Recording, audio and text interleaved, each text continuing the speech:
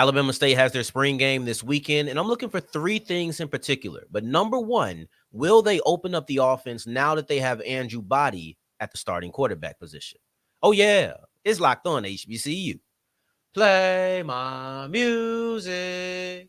You are Locked On HBCU, your daily podcast covering HBCU sports. Part of the Locked On Podcast Network, your team every day.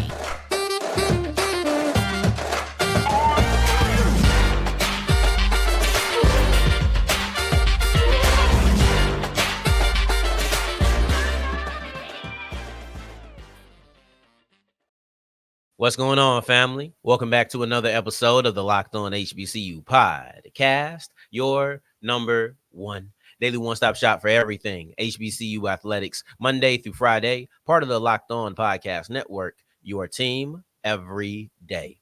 And I, of course, am Darian Gray, a.k.a. the Mouth of the South, Texas Southern alum and former TSU Herald Sports editor and current contributing writer at USA Today's Saints Wire.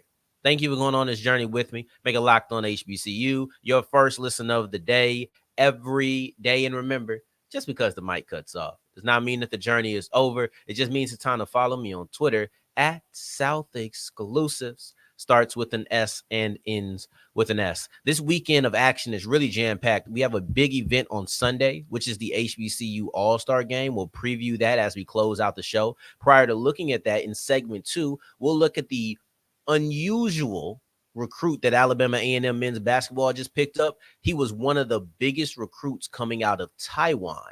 And on Saturday, and this is how we start off the show, Saturday you have the Alabama State spring game, the black and gold scrimmage. I have three things in particular that I'm looking for. And honestly, this is a big offseason for them. There have been some monumental shifts. Number one, they have a new play caller. I think that might be the biggest thing for them. It might be one of the biggest benefits that they'll see this offseason, the pairing of him with Andrew Body.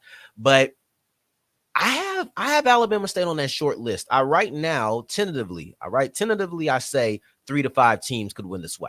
And that's just off the top of my head. That's sitting here at the beginning of April. There's a lot of spring games to happen. All of that could, but one team that I know is going to be there with a couple of others, but one team I know is going to be there is Alabama State.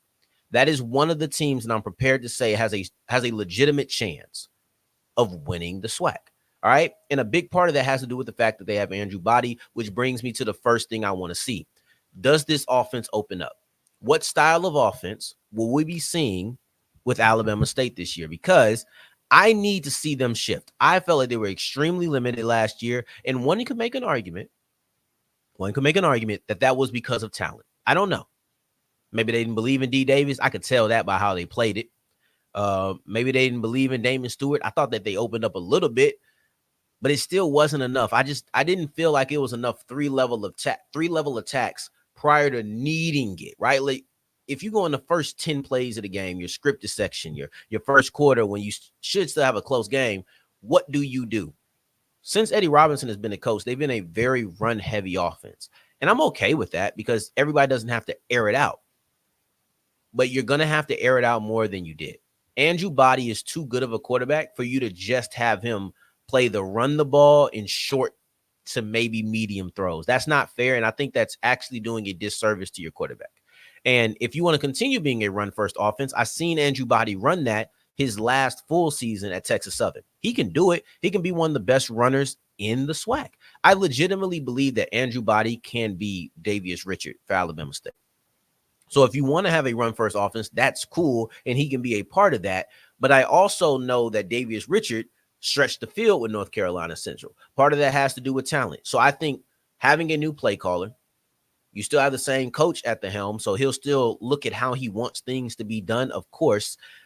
But I think that this year will prove, was it just the quarterback? Or is this how the offense likes to be ran, and you just want to see your style of offense ran better? But then the other part of that is the wide receiver play, because as much as I can speak about Andrew Body, if he doesn't have somebody to throw to, well, then stretching the field 3 levels and mixing a lot of pass and airing it out, it doesn't make sense. Then you really want to lean into the run heavy aspect. So I think that wide receiver play is just as important as the quarterback play. And that wide receiver play is the second thing that I want to look for. What do the players who trying to step in and replace Keyshawn Johnson look like? Because last year was just Johnson. It was Johnson, and then maybe we'll figure it out. And that maybe wasn't always confirmed to be a yes. And I mean, no disrespect, that's not enough. Keyshawn Johnson was really good last year, but I walk away unsatisfied with that style of offense. I'm a New Orleans Saints fan. We see it right up for Saints Wire. Like, we know this. The Saints had Michael Thomas in 2019, the offensive player of the year. And he was the only person on that offense as a wide receiver who was a true receiving threat. Really the only player outside of Alvin Kamara that was a receiving threat. But it was really just Michael Thomas for the most part from that wide receiver tight end position. That was unsatisfactory to me. That was something I couldn't appreciate. And that was the best receiver in the league. I don't care who you want to argue with. That was the best receiver in the league. And I wasn't happy when they were doing it. So if I'm looking at Keyshawn Johnson, no disrespect, Keyshawn Johnson is not Michael Thomas, right? And now he's leaving. These guys might not be Keyshawn Johnson. So I don't know if you can just go in and say, I want one person and that's who we're going to rock with. I don't know if that's the way to go. First and foremost, actually, I do know that's not the way to go. That is not what you want to do. You don't want to go in and bank on one player because A, they probably won't be Keyshawn Johnson immediately. And then secondly, that's not a recipe for success. You need to have multiple people. So if Keyshawn Johnson by himself wasn't enough, then I'm going to need 3 other receivers, right? And there's 3 guys who are fighting for it. And that's Jalen Jones, who was a player who jumped out immediately and has been consistently named in a few articles that I was able to read about what's happening at Alabama State spring practices. Then you have Robert McMinn and Tyree Saunders. Those are the 3 that are reportedly fighting for the number 1 spot. So if they can all be just solid receivers, I'm not looking for a big 3, right? Forget the big 3. It's just that's my pregame song. I listen to it before I record. But for real, if I can fill out the top 3 with some real solid wide receivers, then I'm happy with that. And then you look at the last thing, and this isn't something I want to see. It's more so something I want to hear. What's up with Rico Dozier? Because he came over from Arkansas Pine Bluff, and he was the person I was the most excited to see on the defensive side of the ball. But then I hear another linebacker being mentioned as a field general. And all due respect to DeMarcus Cunningham, he's been at Alabama State for a while. I get that. But I came to see Rico Dozier. Maybe it can be a pairing. We've seen really good linebacker pairings. This might be the next one. I haven't checked to see where Johnny Chaney's going. Isaiah Major's gone, so Florida State is out of that running. Alabama State themselves is trying to replace Bubba Adams. I know he's not a duo. I remember the North Carolina A&T pairing. They both left in the same offseason, right? Like, we need Morgan State. I think that was the other one. I think Morgan State, one of their linebackers left. So I think it was 40. No, it's not 40. Because that's Eric Hunter. 54. I think 54, he graduated. I believe he was at the Legacy Bowl. So, like, this could be a really strong duo, but I need to hear about Rico Dozier. When you're a transfer and you're one that has a name like him, he was an all-SWAC player last year. He's coming over from within the conference. I expect you to make an impact immediately in the spring. I expect you to make that leadership jump. And you need that from Bubba Adams' replacement just as much as you need Bubba Adams' replacement to replace the stats. You also need the communication, the leadership. All of those things are necessary as well. So I would like to hear a little bit more about Rico Dozier in addition to DeMarcus Cunningham. Those are the 3 things. Andrew Body is too dynamic for you to not use him at every level of the passing attack. So what is the style of offense? Do the wide receivers allow you to play that style of offense? And then defensively, can I get some Rico Dozier notes that shows me that he's popping in his first spring game with the Hornets? As you push forward, we ain't going too far. We're going to stick right here in the state, except we're going to go to Alabama A&M and look at their men's basketball team, because I want to give a round of applause to their recruiting staff for them to find one of the top recruits out of Taiwan who ended up playing high school ball for a year at Maine.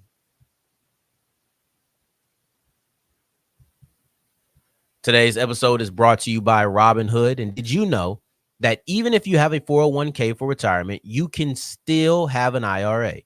Robinhood has the only IRA that gives you a 3% boost on every dollar you contribute when you subscribe to Robinhood Gold. But get this, now through April 30th, Robinhood is even boosting every single dollar you transfer in from other retirement accounts with a 3% match. That's right, no cap on the 3% match. Robinhood Gold gets you the most for your retirement thanks to their IRA with a 3% match. This offer is good through April 30th. Get started at robinhood.com/boost. Subscription fees apply. And now for some legal info.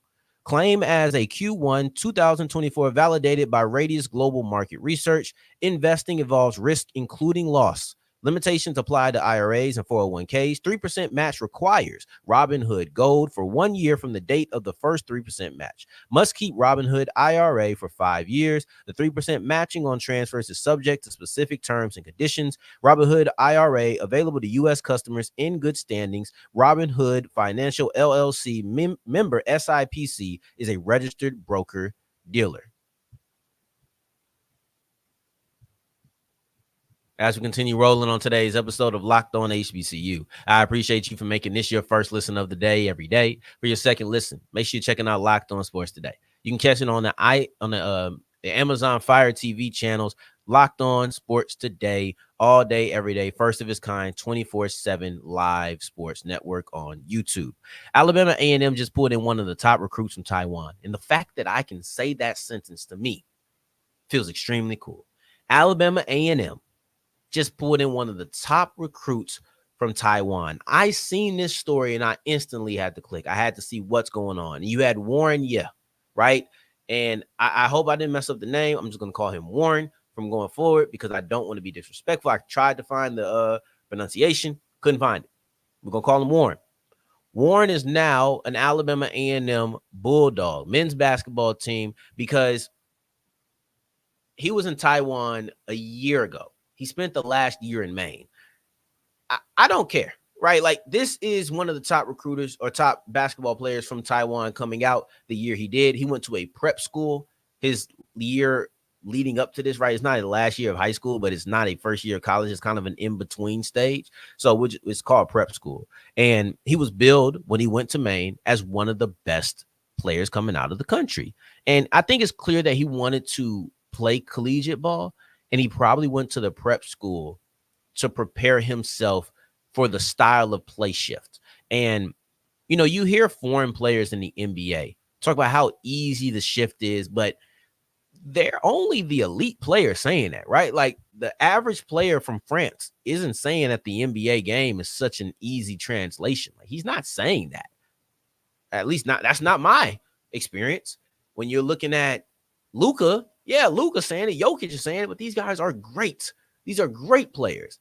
So I think it's a little bit of a difference, and I won't let the opinion of those elite make it seem as if there is no shift, because the shift is real. The shift really does happen. And Warren's head coach even kind of spoke to that to a certain degree about the prep year. He said, like most new players to the prep world, Warren's experience has been about adjustment and growth, particularly to the level of physicality. So this for him was something that was new. And I think that's smart because you gave yourself a prep year. You come in and now you're looking at the collegiate game probably being a little bit easier for you. Like, this guy, he's still new to America. They said his English is still a work in progress. It's not as if he's been in America for a long time. And whatever that difference is in how they played, yes, he says that his mom was a hooper. I think he said his mom was a shooter too, right? So maybe he gets that touch from her. Whatever that is, it still took a little bit to get acclimated. There's still a cultural aspect to get acclimated to, right? A language barrier that you're going to have to mend for, like, to be with your guys. Like, it's going to be a lot of work. And it's something that's really fascinating to me. Like, I find this extremely interesting, but one thing that he does very well in the prep circle and what he came in doing is being a scorer. Like I said, he says mom's a shooter, mom's a hooper. He learned that immediately. That's probably the thing that's going to translate the quickest for him. And they say he made a splash first time they see him. He was at a prep showcase, right? And he ended up going for 21 points on 7 of 14 shooting, and he made a couple of three-pointers. Well, let's look at what Alabama A&M did last year in those departments. Very middle of the pack, 8th in the conference in scoring offense. They were second to last in three-point made percentage. This is, if that's all he can do right now for a year, let's say he's still developing, because they say he's developing to the physicality. So that would probably mean that defense isn't great right now. It would probably mean that driving to the hole probably isn't great right now. He may have to be a perimeter player his first year with Alabama A&M. He may step inside a little bit, but for the most part, he could probably be a perimeter player immediately. They don't shoot the 3-point well. So this already, to me, is a use for Alabama A&M. If he doesn't do anything else, he fixes a problem or helps fix a problem that you had in 2023/24. I just got to give a round of applause, though. Like, I feel like in my opinion, the Alabama A&M recruiting staff deserves a large round of applause for what they've been able to accomplish here, because this is one of the top players coming out of Taiwan. And I think him being one of the top players definitely boosted. But look at your rosters. I've looked at multiple HBCU rosters. Recruiting is very localized. It's a lot within the state. This is not an indictment. This is not a praise. This is just an observation. A lot of the recruitment for HBCU athletics is within the state. You might sprinkle a little bit in neighboring states. Maybe you get somebody from a little distance, but for the most part, might get somebody from California, right? But for the most part, and I look at that more so with football because transfer portal is a completely different game. But for the most part, you're looking local. So if you want to say he didn't come from Taiwan, Darian, like, okay, whatever. If that's how you want to look at it, even though he's still billed as one of the top Taiwan prospects coming out of the country that year that he did. But if you don't want to, how many people you think are from Maine that are on HBCU athletic rosters?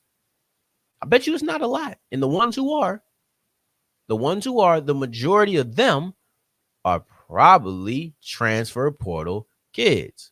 And that's completely different because now it's based off where you went to college. It's no longer where you last were at. In the college ranks, that goes nationwide. That's always going to be something that is more spread out. But high school players, and being a prep school guy is essentially like being a high school player. I do not believe that most times you will see a player from Maine. I know you won't see it from Taiwan. This is not a player who could have fell in the Alabama A&M men's basketball lap. The recruiters had to make sure that they deliberately went out to go find this player. They were on the streets looking. They were in Maine. I don't think they flew out to Taiwan, but they were in Maine probably, or maybe they just had their ears to the streets. This is a phenomenal pickup, and this is a true statement about the effort that the Alabama A&M recruiting staff have for their men's basketball team. Now, as we push forward, these players aren't trying to get recruited. They've been through college, been there, done that. Now their focus is on making it to the league. Maybe they want to go overseas. Maybe you're going to have some guy from Alabama A&M now go to Taiwan instead of Taiwan to Alabama A&M. And the players that I'm speaking about are those in the HBCU All Star Game. So let's break down what I'm most interested to see as we continue with Locked On HBCU.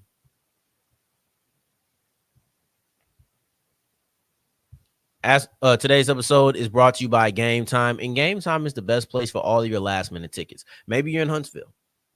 Maybe you want to be seated for the first time that Warren plays with Alabama A&M. Well, when that time rolls around, you can go to Gametime, get yourself a ticket for that. Maybe your favorite comedian is coming to town, but you feel like it's been too late and you waited too long to buy the tickets. That's okay, because that doesn't exist when you have Gametime. When you go to Gametime, it doesn't matter if it's 5 days before, if it's 5 hours before. You go ahead until the tickets are done and out of being sold.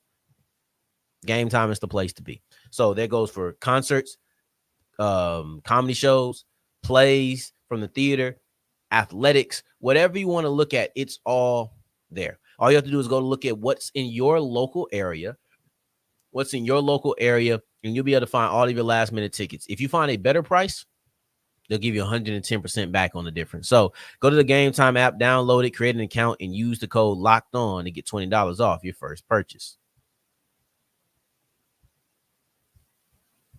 As we're wrapping up today's episode of Locked On HBCU, I appreciate you for making this your first listen of the day, every day, making all the way to segment 3, and I thank you 2 times for that. Thank you. Thank you. The HBCU All Star Game is this weekend. I'm actually pretty excited for it because this is one of the better events. We all know what it's intended to do, and I think that it does put HBCU. I want to. Okay, this was not on the script. But as I was saying it, I got a little bit of, I guess, PTSD from the conversation we had about the Legacy Bowl in the spring game or the spring practice. That's also this weekend between Morgan State and University of Maryland, right? It just all came flashing back to me. I would love to see this extend to some sort of junior showcase. That's what I would like. I would like a junior showcase if that can be organized, because most players from HBCUs aren't leaving as juniors. Number one, like that's just most times not what's happening. They're leaving as seniors because of the lack of recruitment. I think that getting these guys in the eyes, and the women, right? Because I think the guys and the girls should have this, but right now it's only a men's game for the HBCU All Star Game. I believe that a junior showcase will be very beneficial, because just like the Legacy Bowl gets these people in front of eyes extremely late, the All Star Game does it too. But it's a limit on how you can do it unless you add a junior showcase, right? Like that would really be beneficial, and I think that that would take a proper next step. So, I don't know. I don't think there's anybody I can talk about it with. So I'm gonna talk about it with you, and just basically how, if you allow these players to get in front of these guys as juniors, then the conversation changes. And maybe the person who looks like a star in this game doesn't look like a star a month or two before the NBA draft. Like 2 months before the NBA draft, looking like a star in the HBCU showcase is not going to be crazy if they aren't already noticing you, right? So, but remember, you also have interviews and all of those things. But this is just me kind of brainstorming. This was not a part of this. So let me get to what it is, and I'll change it up a little bit so we can fit this in. But for me, you have the SIAC and the CIAA Conference Players of the Year, and that's probably the most exciting feature. The SWAC and MEAC, they hit the transfer portal. They weren't even eligible to play in this game anyway, but they hit the transfer portal. I'll be looking at the ability to score, because, yes, scoring is the most exciting part of basketball these days. And I'm probably a hype beast for this, but I'm also looking at the fact that there's not a lot of time to get chemistry as a team. So the whole team ball will probably be limited. You have players who practice with a team for months, right? Like that's how you begin to build the chemistry. That's how you understand the plays. There might be a limited amount of plays. You might have very base level actions that are happening during this. It's going to be a lot of, can you go create? That's what I expect to see, which is why I think that scoring is going to be such a big deal.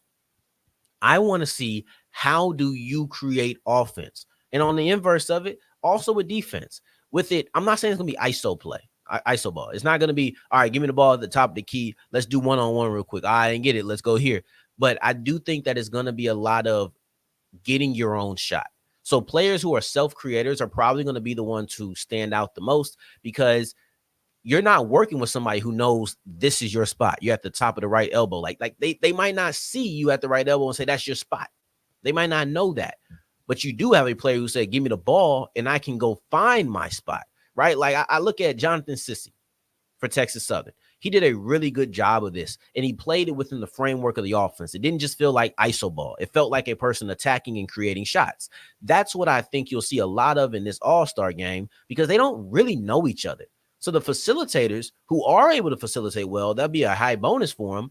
But if you're not comfortable with your teammates and know where they like to be, how they like it, you may lean on yourself to create offense for the team. But then if you're a good defender, that'll show as well. This is not an NBA All-Star game. People aren't sitting here just trying to get offense up. It's not, we're just not going to play defense. These guys are playing for their professional lives. These guys are playing to get in front of the eyes of maybe some overseas teams, maybe some G League teams, right? Because I think last year you had Jordan Carl Nicholas from Texas Southern, and he ended up being on the G League for the Lakers, I believe. I think that's where he is. So there is some legs for this to be able to grow. I just think that that's what I'm going to see. And I'll keep it there. I'll keep it light, because I think that lack of team experience really will impact things, probably more than anything else I had in the tuck. So let's keep it at that. But I appreciate you for making this your first listen of the day every day. Genuinely and honestly, we'll be back at the end, or after the weekend. Monday, we'll look at the HBCU All Star Game. We'll probably look at Alabama State spring game, either Monday or Tuesday. So we have all of these things. I'm very excited, because we're getting into another week of action. As we get farther from basketball season, we're going to get deeper into our creative bag on how we're going to approach the show and what we'll discuss about. So I'm very excited to see where we take it. I don't even know. And I think that may be the most exciting part. So I appreciate you for making this your first listen of the day every day. Until the next time that we hear each other, family, take care. Stay blessed. Peace.